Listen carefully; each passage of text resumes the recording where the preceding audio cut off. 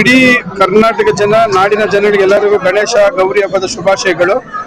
ಆಮೇಲೆ ಇನ್ನೊಂದು ಏನ್ ಹೇಳ್ಬೇಕಂದ್ರೆ ಎಲ್ಲಾರನ್ನು ಗಣೇಶ ಮಾಡ್ತೀರಾ ಖುಷಿಯಾಗಿ ಮಾಡ್ರಿ, ಜಗಳ ಮಾಡ್ಕೊಳೋದು ಅದೆಲ್ಲ ಮಾಡ್ಕೊಡು ಫಸ್ಟ್ ಆಫ್ ಆಲ್ ಅದು.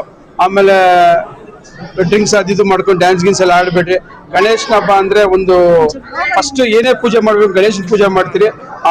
ಎಲ್ಲಾರು ನಮ್ಮವ್ರು ಯಾರು ಇವಾಗ ಇಷ್ಟು ಜನ ಎಲ್ಲಾರು ಒಟ್ಟಿಗೆ ಬಂದಿದ್ದೀರಾ, ನಾಳೆ ಸಹ ಅವ್ರ ಗಣೇಶನ್ ಕರೆದ್ರೆ ನೀವು ಹೋಗಿ, ಅವ್ರ ಕರೆದ್ರೆ ನೀವು ಬನ್ನಿ, ಇಷ್ಟೇ ನಾನು ಹೇಳಕ್ ಇಷ್ಟಪಡ್ತೀನಿ.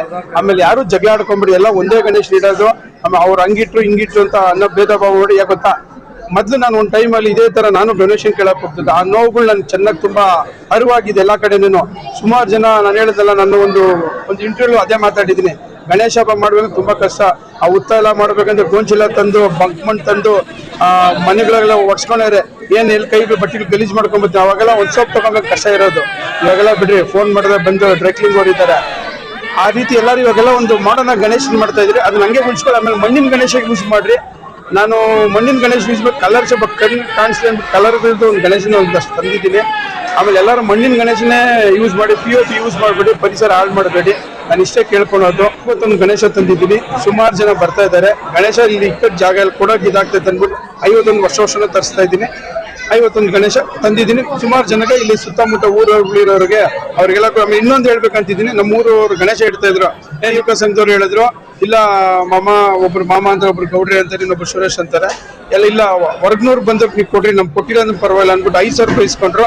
ಇವತ್ತಿನ ದಿವಸ ನಂಗೆ ಅದೊಂದು ಖುಷಿ.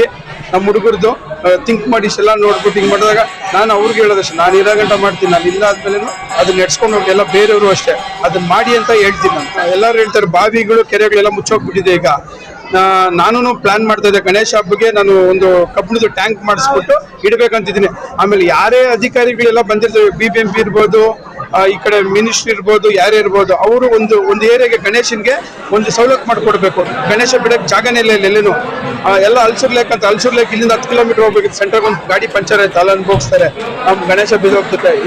ಅದನ್ನ ದಯವಿಟ್ಟು ಎಲ್ಲರನ್ನು ನಾನು ಕೇಳ್ಕೊಳೋದು ಇಷ್ಟೇ. ನಮ್ಮ ಕಡೆ ನಮ್ಮ ಕಾಂಗ್ರೆಸ್ ಸರ್ಕಾರ ಇವಾಗ ಇದೆ, ಅವ್ರಿಗೆ ಹೇಳೋದು ಇಷ್ಟೇ. ಎಲ್ಲರಿಗೂ ಲೀಡರ್ಗಳಿಗೆ ನೀವು ದಯವಿಟ್ಟು ಒಂದೊಂದು ಏರಿಯಾಗೆ ಒಂದೊಂದು ಎಲ್ಲ ಲೀಡರ್ಗಳು ಎಲ್ಲರೂ ಖರ್ಚು ಮಾಡ್ಬೇಕು, ಅದ್ ಮಾಡ್ಬೇಕಂತ ಒಬ್ಬರು ಚೂಸ್ ಮಾಡ್ಬಿಟ್ಟು ಅಪ್ಪ ಈ ಏರಿಯಾಗೆ ಗಣೇಶ್ ಬಿಡಬೇಕು. ಒಂದು ಟ್ಯಾಂಕ್ ಎಲ್ಲ ಒಂದು 50,000 1 ಲಕ್ಷ ಆಗ್ತೈತೆ.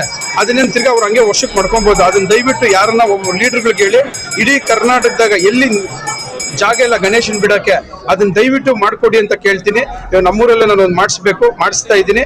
ಆಮೇಲೆ ನನ್ನನ್ನು ನೋಡ್ಕೊಂಡು ಸುಮಾರು ಜನ ಅದೇ ಮಾಡಿ ಗಣೇಶನ್ ಬಿಡಕ್ಕೆ ಜಾಗಲೇ ಇಲ್ಲ. ದೊಡ್ಡವರು ಹೇಳ್ತಾರೆ ಕೆರೆಗಳು ಮೊದಲು ಇದ್ವು, ಕೆರೆಗಳಿಗೆ ಬಿಡೇರೆ, ಇವಾಗ ಕೆರೆಗಳೆಲ್ಲ ಮುಚ್ಚೋಗ್ಬಿಟ್ಟು ಬಿಲ್ಡಿಂಗ್ಗಳಾಗ್ಬಿಟ್ಟಿದೆ, ನಿಮ್ಗೂ ಗೊತ್ತಿದೆ. ಆಮೇಲೆ ಇವಾಗ ಬಂದಿರೋ ಕಾನೂನು ಪ್ರಕಾರ ಜಾಗಗಳಿದ್ರೇನೋ ಕಡಿಮೆ ಕಟ್ಬೇಕಂತಿದೆ ಎಲ್ಲ ಹೇಳ್ತಾರೆ. ಹೇಳಿದ್ರೆ ತಾನೆ ಅವ್ರಿಗೂ ಬಿಡಕ್ಕೆ ಚಾನ್ಸ್ ಇರೋದು. ಇರ್ಲಿ DJ ಅಂತ DJ ಬೇಡ, ನಿಮ್ಮ ಮಂತ್ರಿಗಳ್ದು ಆ ಥರ ಹಾಕೊಂಡು ಹೋದ್ರೆ ಒಳ್ಳೇದು ಅನ್ಸುತ್ತೆ ನನಗೆ.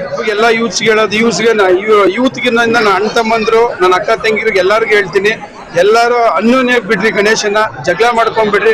ಇವತ್ತು ಇಷ್ಟು ಜನ ಬಂದಿದ್ದಾರೆ, ಎಷ್ಟೋ ಜನ ಯಾರೋ ಗೊತ್ತಿಲ್ಲದ್ರೆಲ್ಲ ಇವತ್ತು ಗೊತ್ತಾಗಿದ್ದಾರೆ.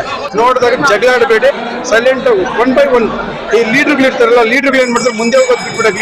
ಲೀಡರ್ಗಳು ಹಿಂದೆ ಹೋಗ್ಬೇಕು. ಹಿಂದೆ ಹೋದಾಗ ಜನಗಳು ಮುಂದೆ ಇದ್ ಮಾಡಿದ್ರೆ ಆಮೇಲೆ ಯಾರು ಅರ್ಥ ಮಾಡ್ಕೊಳ್ಳಲ್ಲ.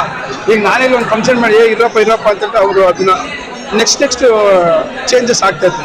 ಹೇಳ್ಕೊಳ್ತೀನಿ, ಯಾರಿಗೂ ತೊಂದರೆ ಮಾಡಬೇಡ ಗಣೇಶ, ನಿನಗೂ ವರ್ಷಕ್ಕೆ ಬರ್ತೀಯ ಅಂದ್ಬಿಟ್ಟು ಸುಮಾರು ಖರ್ಚು ಮಾಡಿ ಹಬ್ಬ ಮಾಡ್ತಾರೆ ನಿನಗೆ. ಅದನ್ನ ನೀನು ಎಲ್ಲರಿಗೂ ಗಣೇಶ ಸಪೋರ್ಟ್ ಮಾಡಿ ಅವ್ರಿಗೆಲ್ಲರೂ ಒಳ್ಳೆ ಆಶೀರ್ವಾದ ಕೊಟ್ಟು ಅವ್ರನ್ನ ಚೆನ್ನಾಗಿ ನೋಡ್ಕೊಂಡು ಅವ್ರ ಮನೆಗಳಿಗೆ ತಲುಪ್ಸಂಗ್ ಮಾಡಪ್ಪ ಅಂತ ಕೇಳ್ಕೊತೀನಿ.